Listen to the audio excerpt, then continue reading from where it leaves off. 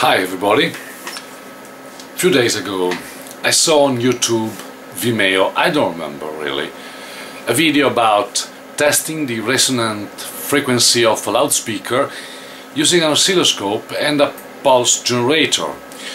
I was pretty intrigued by the thing and didn't have time to watch the entire video or to test it out by myself.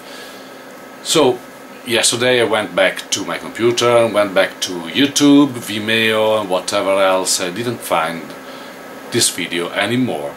So I decided to do it myself and trying out if it's possible for real to test the resonant frequency of a loudspeaker using a pulse generator and the oscilloscope.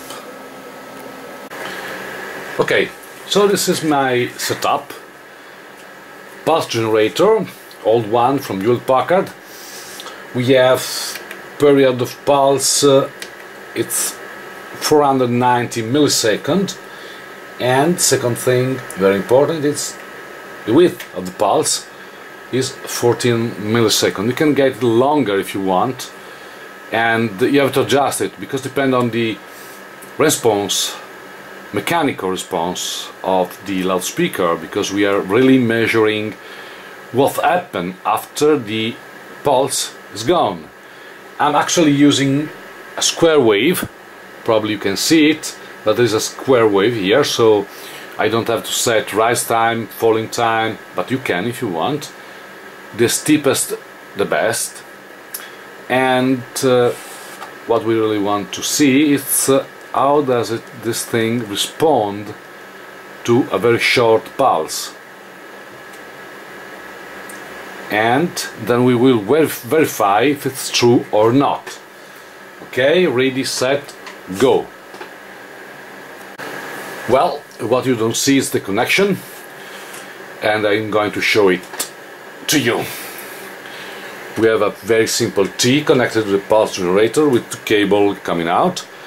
One is a very cheap banana crocodile for connecting to the loudspeaker. The other one is a coaxial cable that go to the oscilloscope. Okay, actually the pulse generator is without output, and now we switch on the output. If you can hear the small sound coming out of the loudspeaker, this click sound is the pulse, and we are going to see it on the oscilloscope now. So I set my oscilloscope to take a single snapshot of a waveform after pressing run stop, and now we go, okay, we go. Now we set the cursors and we will see what happened. Okay, cursors on, function off, horizontal bar, so we can see the frequency.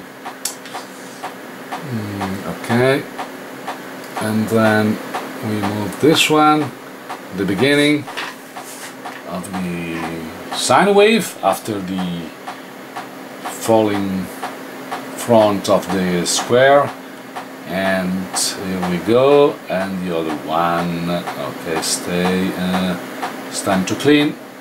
Okay, so what we have here, let's get down a little bit. We have the square wave, you can see it, this is generated by the pulse generator, and then we have ringing at the end that is generated by the loudspeaker, because loudspeaker is really a generator, because you have a moving coil and a magnet. So when the moving coil is moving across the magnet, you get energy coming out of it. So we have a very short pulse, very steep rise and fall time, and we see that we have a frequency of 61.73 Hertz. That should be the resonant frequency of this loudspeaker, because it resonates on this frequency. Oh, by the way, the frequency of the pulse is much lower, is around, you can hear it, 1 point something seconds. Okay, now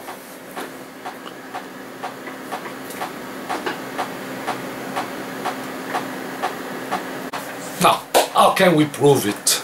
How can we prove that the ringing we see at the end of the pulse is our real resonance frequency?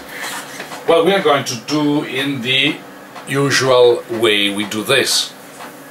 We put a generator, a sine wave generator on the loudspeaker, and we are going to sweep across the frequencies and see where the output peaks and which frequency it is. Okay? So, shall we try it? Yes. Okay, I moved the cabling from the pulse generator to a sine wave generator, and I'm going to sweep the frequency 10 by 10 Hz starting from 16 Hz. Okay, this is 16, 26, see, 36, still no action, 46, oh, something's happening. The amplitude is increasing, so we are closing to the resonance frequency. That's 56, even more, even better, and 66. Yahoo! That's the much